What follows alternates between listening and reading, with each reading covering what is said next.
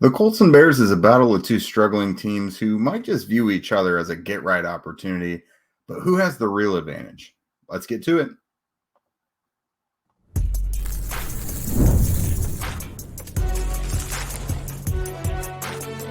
You are Locked On NFL Crossover, part of the Locked On Podcast Network. Your team every day. All right. Thanks for tuning in and making us your first listen of the day.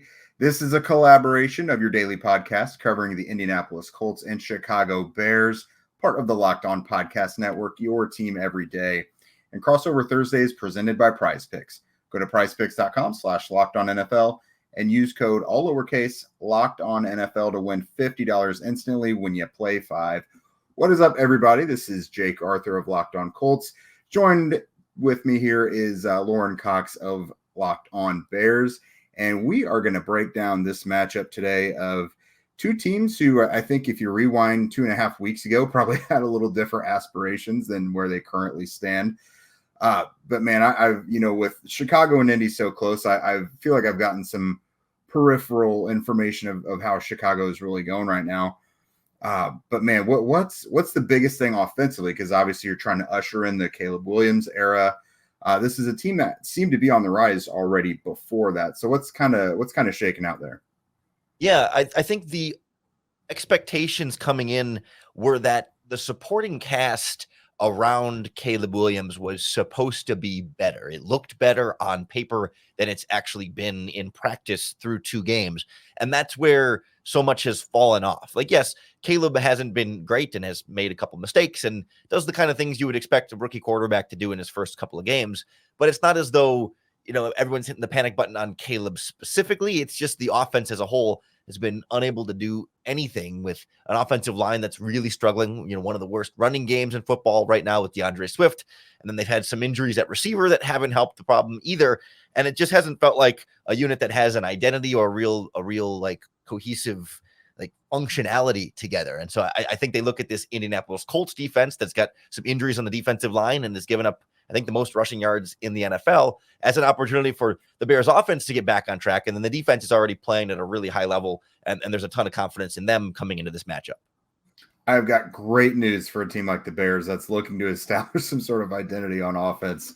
Whatever they want to try and do on Sunday, I like their chances to try and do it. But defensively, this is a unit that I look at from a Colts perspective. They've been very reliant on the deep shot, especially week 1, the big plays downfield. We're very familiar with Matt Eberflus and how his scheme is kind of built to prevent those big downfield plays. And it seems like they've got the guys there to do it. Obviously, Kevin Byard is someone as well who's been a thorn in the Colts side for years. So what's this defense trying to accomplish right now? Yeah, for them, it's been about manufacturing pass rush and pressure on the quarterback in different ways. I think we know this Bears secondary and the linebacking core is really solid. I mean, Jalen Johnson, Kyler Gordon, Tyreek Stevenson at corner, and Brisker and Byard in the back end. Like, they've been a really locked down group for a while now, and especially now with Byard in the mix to start this season. They feel really good on that end.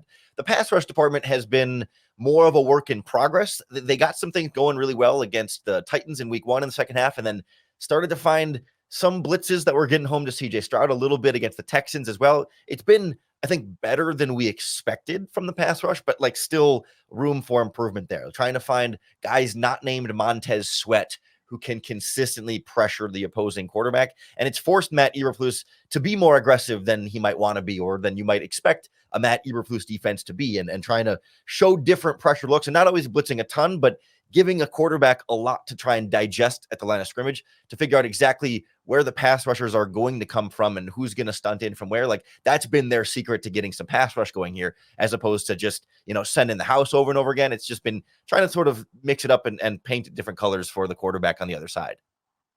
I know here, by the end of his time in Indy, Matt Eberflus was definitely known as a guy who ran a ton of cover 2 and was constantly reliant on just, the front 4 getting home and not getting too cute or exotic with it.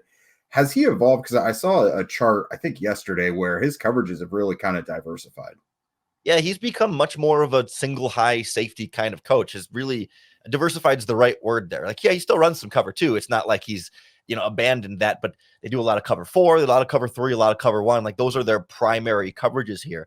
And I think a big part of the transition from Eddie Jackson at free safety last year to Kevin Byard this year was that they're making it more like left and right safety as opposed to free safety and strong safety. So it's not like in the past, you kind of knew Eddie Jackson was the guy in the deep end roaming around, and Jaquan Brisker is the guy up in the box and more a box safety.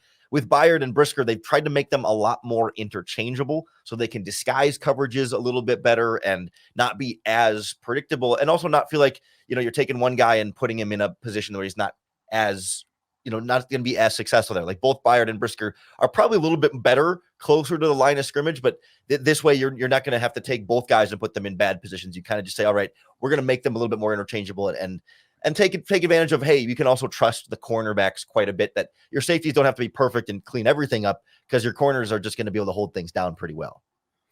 Yeah, it sounds like a good problem to have. It sounds like Chicago's defense has options, which the Colts really don't have options. I was also curious. It looks like Josh Downs will be back for the Colts this week, and the Colts are also trying to get the tight ends a little more involved.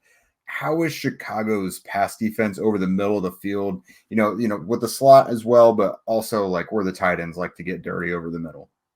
Yeah, this is interesting because I find that the Bears have been fine against tight ends, although they haven't played a ton of tight end talent so far this season.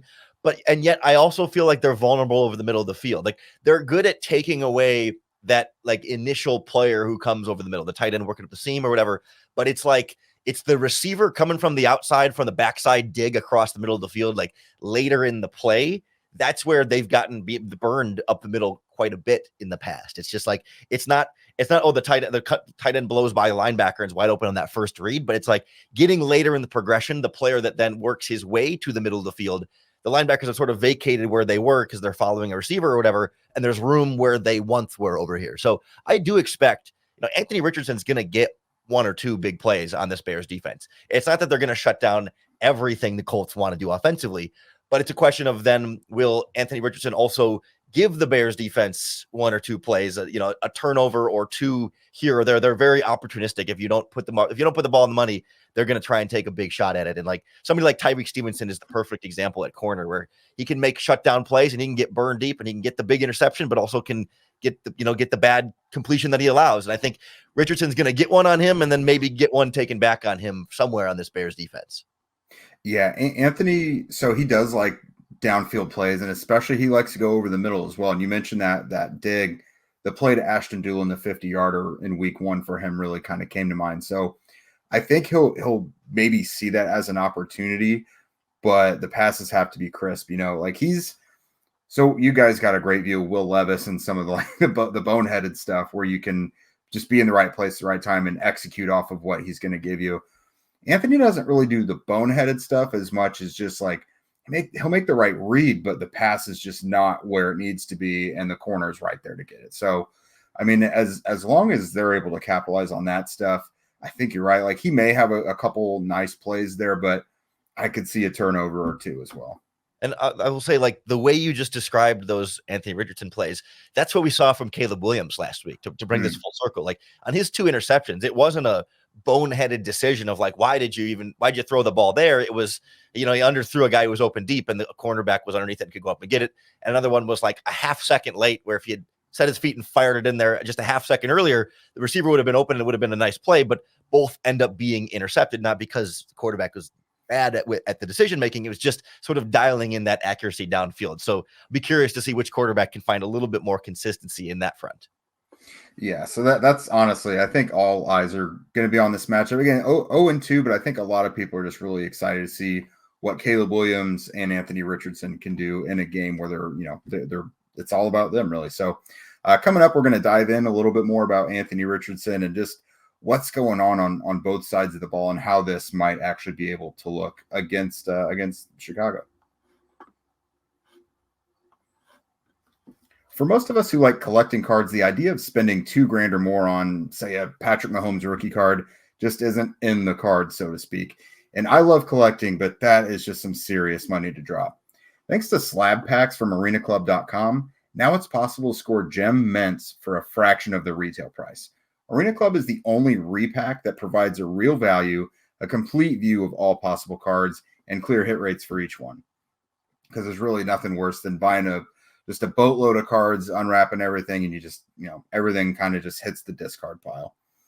Arena Club slab packs are revolutionizing the repack game with transparency. After your pulls are revealed, they'll immediately be placed in your showroom for safekeeping, selling, trading, or auction. The Arena Club grading process is accurate, fast, and transparent with a full grade rationale provided and explanation of how your card was scored.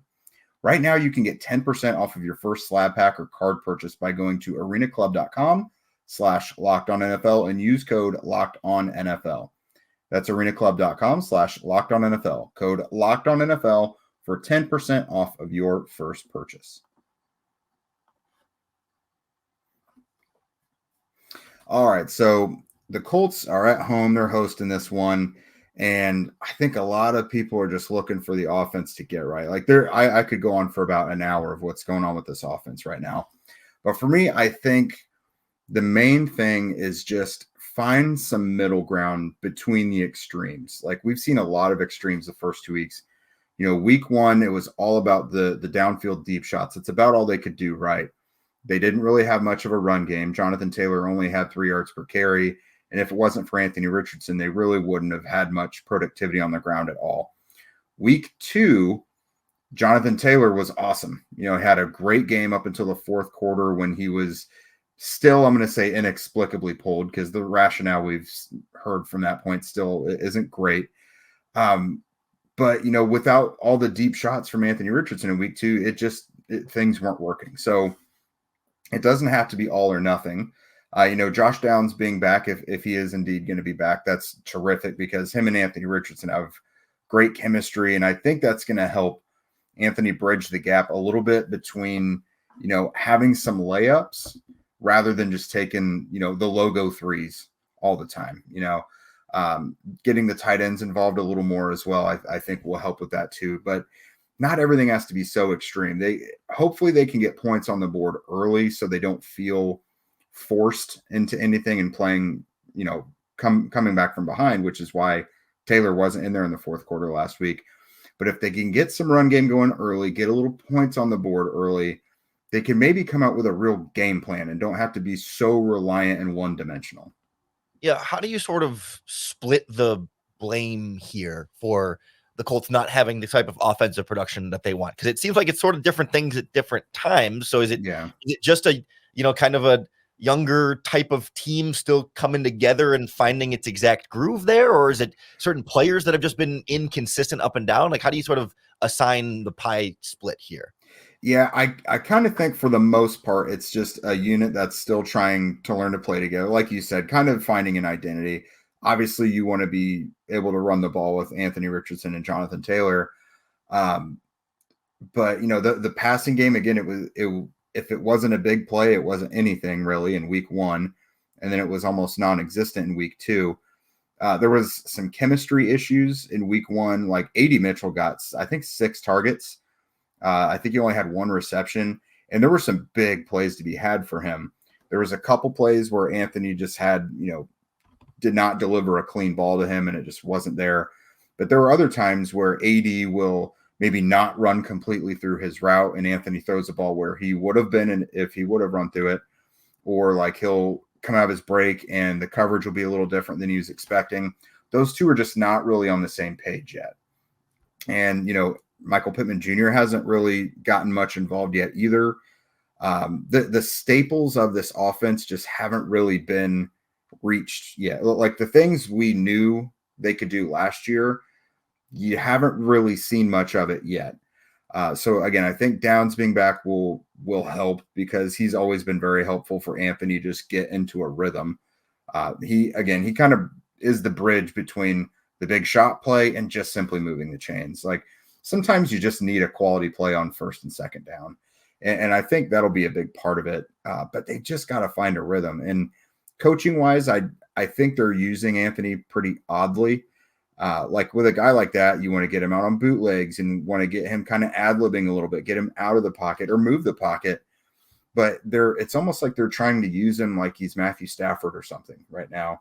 And I just think they're I don't want to say, square peg round hole argument or anything, but I think they're just maybe trying to do too much with him right now. Like, just use him to his strengths is mainly what I think they need to get out offensively. What's your level of confidence in the Colts offensive line? It doesn't seem like they've been bad, but the running game hasn't necessarily been where they want on the handoffs on the ground. Mm-hmm. Is that the line, or is that the backs? I mean, how do you feel about that group? So I think the offensive line has done pretty well. They've passed the eye test, and if you look at their like metrics and grades, like PFF has them graded pretty well. So the offensive line hasn't really been a problem from what I could tell. Now, the run game in week 1 probably wasn't where it should be. But I will say, I think some of that was kind of on, like, Taylor, for example, had a few plays where it didn't really look like he, ran it. It didn't really hit the gap. It looked like it was maybe supposed to go or in the proper crease. Now has gotten better with his patience, and it looked like he was trying to be intentional about that last week. So maybe he was just trying to kind of put the cart before the horse a little bit in week 1. But in general, the offensive line has looked pretty good. Will Fries in particular, the right guard, who the last couple of years, if you look at their line, you're like, all right, no one's terrible, but if there's a weak link, it's probably Will Fries. He's gotten much better. So him and Quentin Nelson have really held it down. Braden Smith's been pretty good. So as far as the line goes, I don't know how much of the blame they can really shoulder on this one. Sure. Obviously, I know the storyline for the Colts on the defensive line is much more, critical there. But like, I feel like obviously with DeForest Buckner's injury, that's a big issue here. But I look and see, like, okay, Kwity Paye, Latu, Tyquan Lewis has had some flashes there. Like, they're not totally devoid of talent up front. Like, is it purely like, the interior there not being good enough? Have there been more injuries than we're giving them credit for? Like, or the linebackers playing a big part in that lack of run defense that I'm overlooking here? It is kind of everything. And when we talked to Gus Bradley yesterday, I felt like he was doing everything within him not to blame the players, because they are just lacking execution. They really are. So in week 1, they got a little bit of a pass because they weren't super banged up yet. They are now, but week 1 they weren't. But they were told to basically defend their run on the way to CJ Stroud, even on run plays. Like, sole focus of week 1 was just to make CJ Stroud uncomfortable, and they gave up over 200 yards on the ground as a result. Now, it got out of hand in the fourth quarter. Like Bradley said, they would have been able to live with, like $150 or whatever on the ground. But in the fourth quarter, it just really got out of hand. And then obviously they know that didn't work well. So week 2 was just kind of execute, do your job, normal kind of run plan based defense. And they got punched in the mouth again. And again, guys are banged up now. So it's like guys were healthy and not executing in week 1, and now they're banged up, and we're having to see a lot more of their backups, and it's not going well. Like, guys aren't getting off of blocks, and that's on the defensive line and the linebackers. The linebackers they're not flying to the edges like at all, like we're used to seeing them do. And then, like, their leading tackler right now, the leading tackler in the NFL is the Colts safety Nick Cross. That's not supposed to happen. One of those games, he was the free safety. So, like, he's making a ton of tackles because guys are getting to the second and third levels. So it's been a huge lack of execution, but I think the injuries are a big deal. DeForest Buckner just went on IR, so he's going to be out at least 4 games. Kwity Paye had a hamstring. He played last week, but he had a hamstring injury throughout the week of practice, and I didn't think he looked like himself. He's a high motor guy, and I just thought he looked sluggish.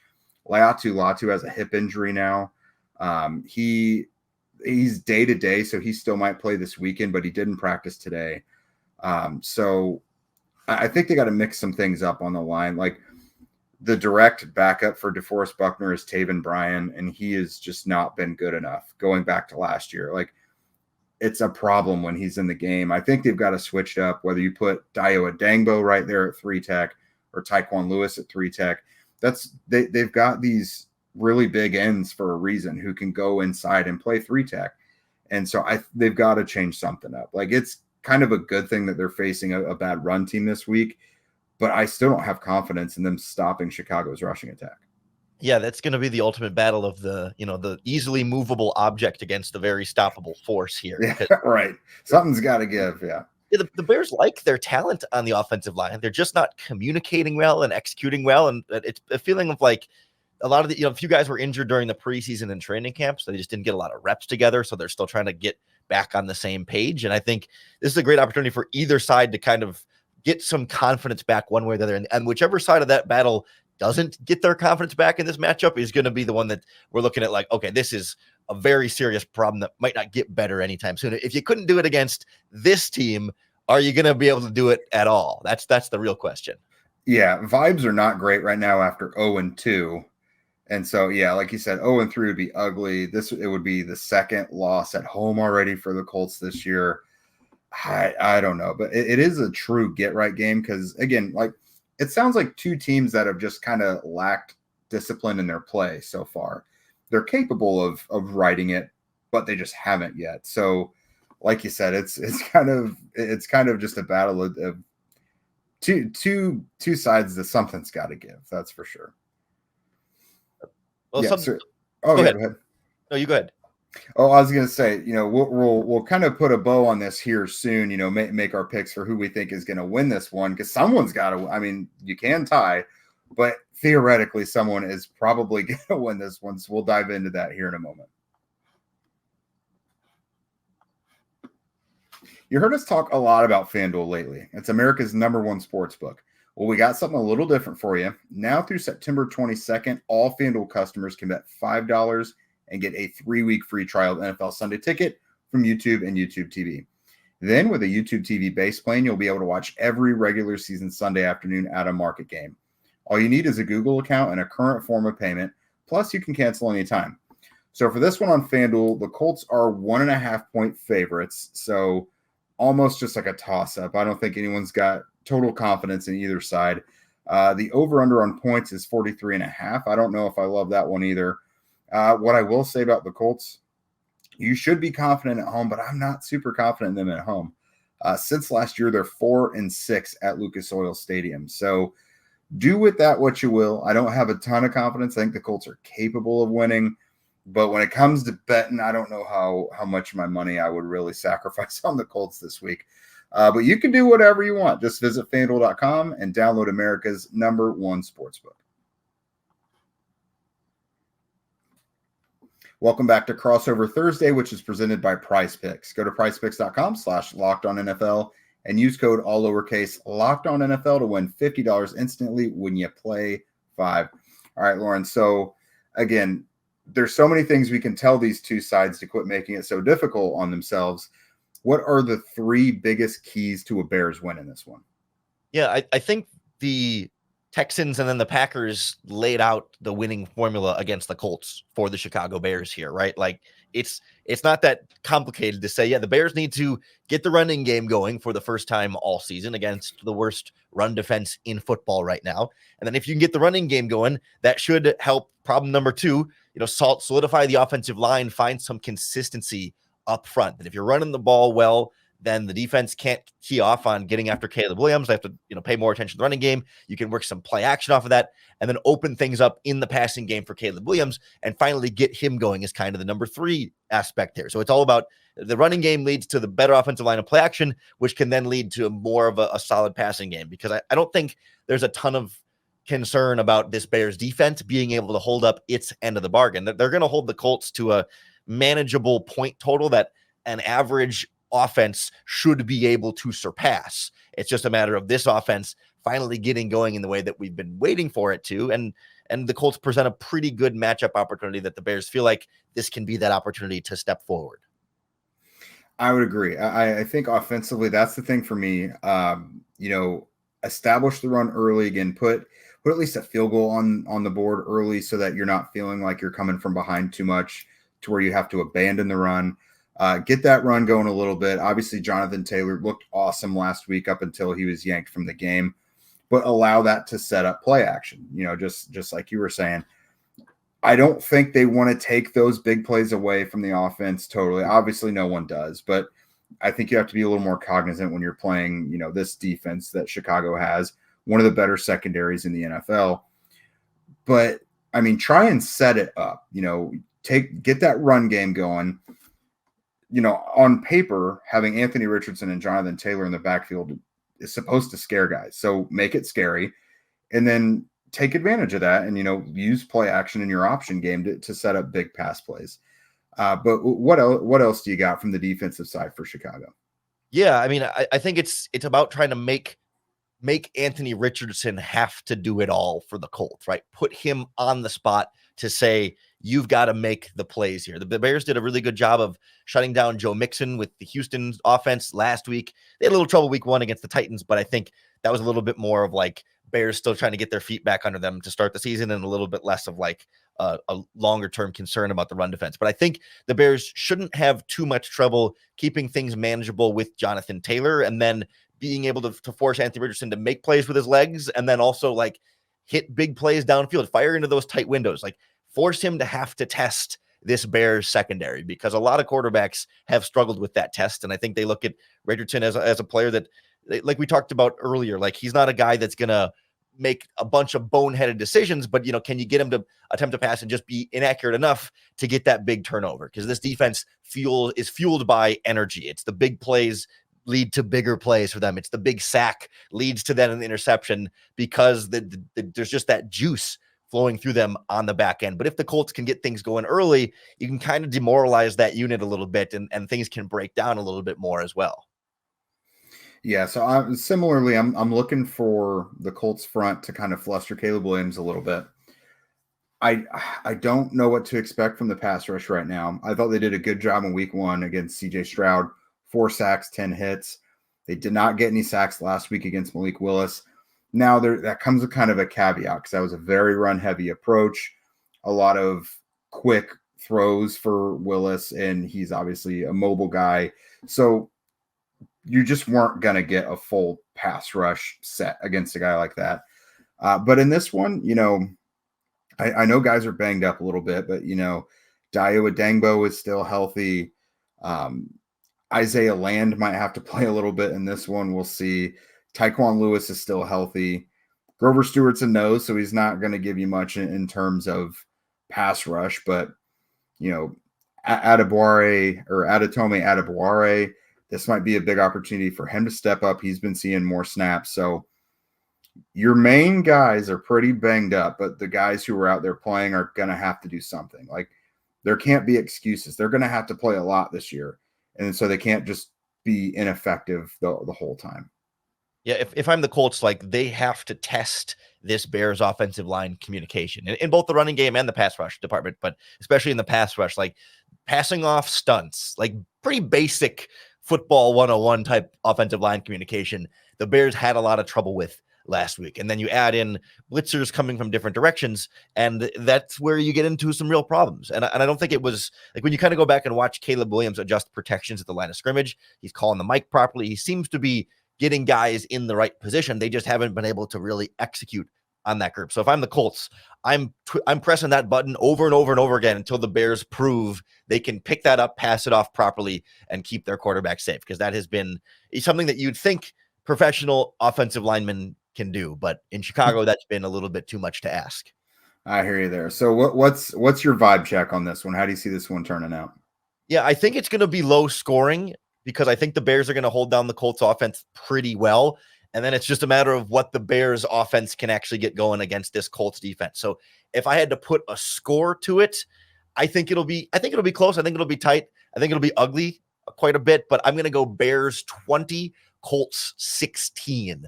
A lot of field goals in there, but the Bears just get a little bit more, and it's still going to be a one-score game down in the end. No one's going to cruise away and feel like, this game is firmly in hand, nothing to worry about. But in the end, I think the Bears get the offense going a little bit more than we've seen up to this point, and their defense still gets just enough of a job done there to say, yep, offense doesn't need to score 30, just get to 20, and that's a win. So I absolutely love that score because I had it 20-16 Colts. So I kind of two extremes on the first week. They scored 27 points week 1. They couldn't really get much going last week. So I kind of cut it in the middle for them. I'll give the Colts 20 points. assuming they can have the run game working out at least a little bit. But I think, they will probably allow the Bears to have the most productive offensive day they've had so far, because there's nothing on the Colts defense right now that tells me it won't happen. They haven't been able to stop the run until the second half of last week, which is great, but it took them going to a bear front. They can't just do these things all the time. Teams will figure out how to attack them. Their secondary is the area we were most concerned about going into the year, but it hasn't even kind of reared its head yet because teams haven't had to pass on them because they're running so much. So I think it is going to be a really close game. Maybe we'll see a lot of mistakes or just lack of execution. I don't think either of these teams are just going to magically fix the problems that have plagued them for the first couple weeks. So I do think the Colts have, just enough of an advantage to give them the narrow win. Again, 20-16. But man, I've not done well picking these games for the Colts so far this year. The early beginning of this season, everybody's still trying to figure themselves out. The Colts are figuring out what they're going to be. The Bears are going to figure out what they're going to be. And these are not the mid-season forms of these teams just yet. Maybe these two have been even a little slower than some other teams in really getting to where, they want to be at this point in the year. So it's going to be an unpredictable, volatile game with some young teams. And it's one of those things like anything can happen in this one. Yeah, I think if you fast forwarded this and just put it near the end of the schedule, it might look a little better. Anthony Richardson versus Caleb Williams might have a little more luster than it does right now because, obviously, vibes aren't great around them. People aren't, speaking of them too highly right now. But I'm confident eventually both sides will look a little better than they do right now. But honestly, this could be an entertaining game because it's two sides that struggle and maybe they'll have success against each other. But thank you guys for making Locked On Colts and Locked On Bears your first listen today. Now, for your second listen, go find the new Locked On NFL Now with 2 shows every day. First, the Madman Tyler Rowland kicks off your morning with a double shot of NFL espresso, and then stop by the barbershop with Tony Wiggins for some real NFL talk. Find Locked On NFL on YouTube or wherever you listen to podcasts. If you guys don't already, follow us on social media. And with that, we'll be with you for the rest of the week, and we will see you guys tomorrow.